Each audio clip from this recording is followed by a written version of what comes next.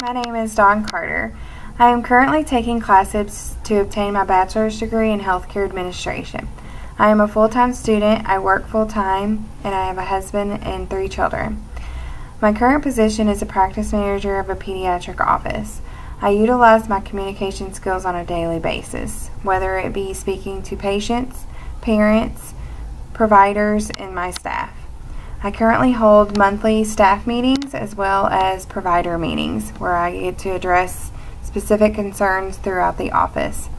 My goal is to become a director of a group of pediatric offices where I can utilize my communication skills even more. I feel that an online business communication class works well for me as I am able to work at my own pace and I am still able to work full-time and enjoy my family. I hope to learn how to effectively deliver messages and tasks to others.